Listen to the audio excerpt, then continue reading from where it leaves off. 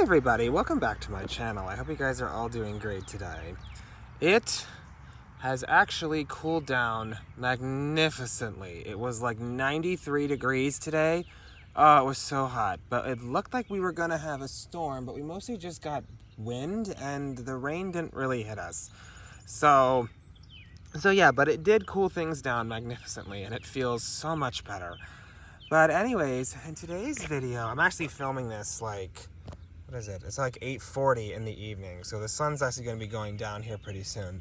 But today I wanted to talk a little bit about just a rock star perennial that I'm sure you may have heard of, but if you haven't, this is called Gaillardia, or blanket flower.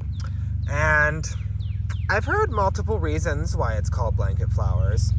The first one being is that supposedly, sorry, just a motorcycle pass, sorry, is that supposedly what happens is if you let them seed, they will drop their seeds and they will slowly blanket an area. So that's one I've heard. Another reason is that their flowers are supposed to resemble patterns sewn by Native Americans. So something interesting, and this is a native perennial. Now this is a cultivated variety, so this isn't like a straight species of Gaillardia, but it has the parentage of it, so it's still very rugged and very tough. So one thing, I just want to show you this beautiful Gaillardia I have and how you can have success with Gaillardia in your garden. So first and foremost, Gaillardias really love full sun. So they need at a minimum 6 hours of sun per day. If you can give them like upwards of 8 hours or even more, that's even better.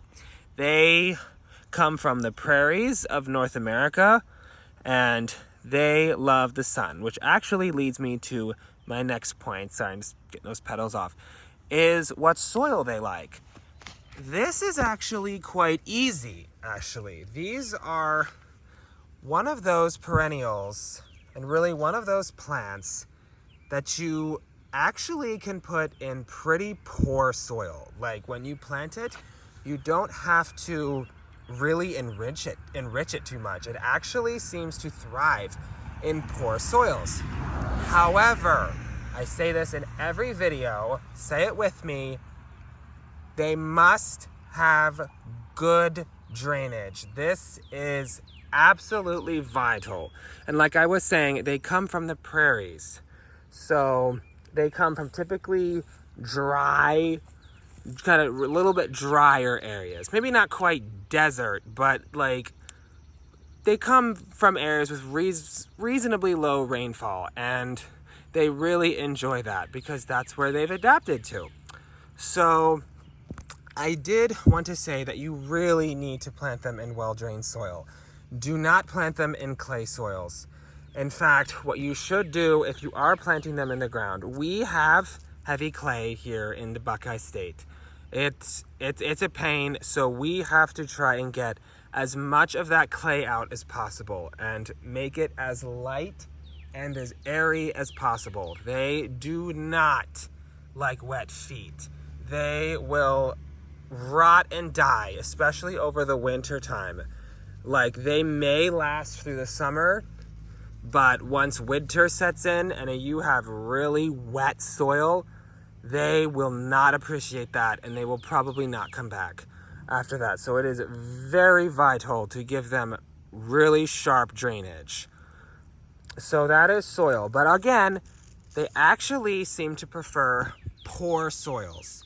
So you can put them in soils that maybe are pretty darn crummy. Like they do not like really rich soil. So, and that leads me to my next point, fertilizer. These do not require any supplemental fertilizer. Maybe if like just starting them out when you're planting them, maybe you could give them some like starter or slow release fertilizer when you're first planting them. But after that, they really don't need any fertilizer. In fact, I've heard they actually do much better without it. And I would have to agree, because I don't think I have ever fertilized it. At least, I don't even know if I fertilized it at planting, because these, again, they do not really need rich soil. They are really easy keepers as far as soil fertility is concerned. Look at this beautiful flower. I actually should mention that this variety is called Mesa Bicolor. I absolutely love it. I actually had two, and this is the only surviving one. And it's just doing amazing. So, but anyways, a little bit off topic there, sorry. Now, I actually skipped over watering. And I kind of touched on this a little bit when I said they come from dry areas. So if that is any indication, this is also a very drought-tolerant plant. Now, in its first year, you might have to water it a little bit more often, like just as it's getting established. And then after that, after their first year, they really should not require any supplemental fertilizer. I did water this earlier this week because we haven't had a whole lot of rain. It probably could have survived without it, but they really should not require, but then also it was getting really hot. It got really hot this week, so I kind of wanted to give it a little bit extra help. But beyond that, if you have regular rainfall, you really do not have to water this after its first year. It is, again, these are super easy keepers as far as that is. They're really easy keepers, period, it would seem. So they really don't require much water. Again, their first year, you might want to give them a little bit more water, like maybe once every week or so. Give them a good drink once every week or so through their first year. Again, make sure they're not sitting in water at any point, and they should be fine. And as for pruning them, this is something that is a little bit unique about this perennial. They do, first and foremost, you should deadhead them. So you see these, I see have any stuff. See these are the spent seed heads. We don't want them because, again, they will send energy into that and they will make seeds. So what you want to do is you want to take it off and just snip it off, just like that, above a pair of leaves. And that's just about it. And then you can let the flowers bloom. And it is important to deadhead these because this has been here for probably, this is its third full year, I think. So I think it's been here for, about 3 years or so since I first planted it. And these are what are known as short-lived perennials. So that they typically don't live, from what I understand, from what I've been reading about them, they don't generally live more than a few years. However, there is something you can do to extend their lifespan. And that is, this is where I want to say, like, this is a little bit unique among perennials, is in about the end of August or beginning of September, and you will sacrifice the fall bloom, but this should help extend its lifespan. And what you want to do is you actually want to cut it down pretty hard. I would say within probably 4 to 6 inches above the ground, because they bloom all summer, and while that's wonderful, it basically blooms itself out. Like, it quite literally will bloom itself to death because it blooms so prolifically, and they're just gonna bloom themselves out and they're just gonna exhaust themselves. So in order to keep that from happening, first and foremost, deadhead them so they don't waste energy into seeds like I was just showing you. I just cut the seeds heads off, and cut them back fairly hard end of August, beginning of September. I typically do it right around Labor Day is when I will cut them down, and that should give them enough time to kind of form some basal leaves, and then I just leave that for the winter. And that seems to have worked pretty well, at least with this one. Like I said, I had another one that just would not cooperate with me. This one, for whatever reason, is just the survivor, I guess. So I would highly recommend, it's not strictly necessary, but you might get a longer lived plant out of that. You can also divide them. That's another way to increase their lifespan. So about every 3 years or so, you can dig them up and kind of split them into clumps. This seems to be doing pretty well, so I don't think I'm gonna bother. I think I'm just gonna continue with that cutting it back like hard in the fall, like late summer, very early fall, and hopefully that works out. So as for the bugs on these, I have never encountered really any bug issues on this. However, one thing to be constantly vigilant about is a disease called aster yellows. They do not, I have never personally seen it on any of my plants, thankfully, as far as I know. But what happens is they'll have, if they have it, they'll have just like this weird like green tinge to them. They'll look really sickly. You could probably look it up online to see, like, it just looks really weird.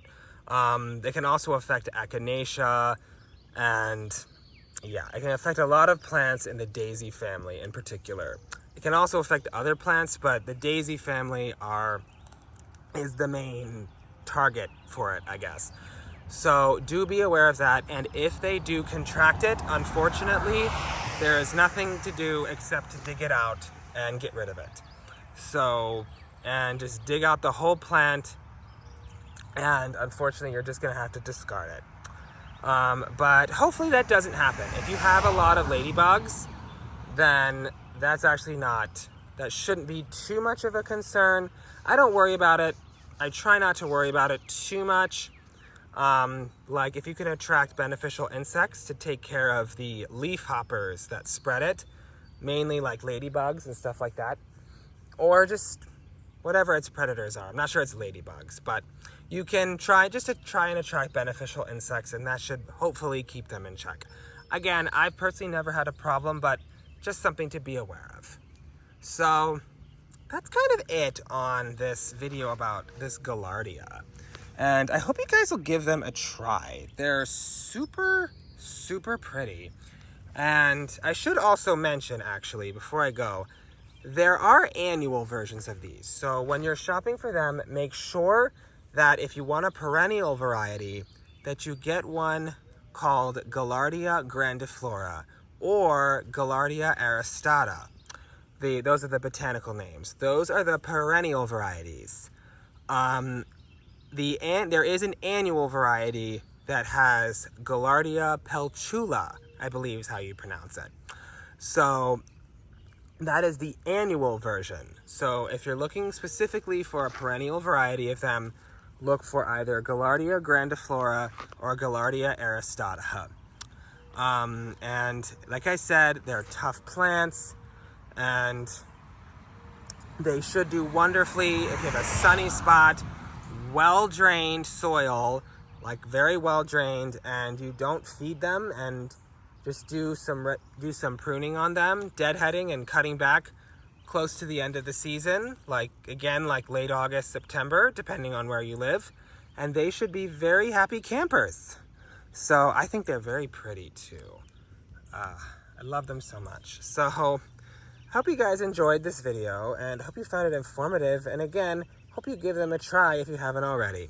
If you guys enjoyed this video, if you could please leave a like, comment, and subscribe. I would really appreciate it. And I will see you guys in another video very shortly. Thanks for watching.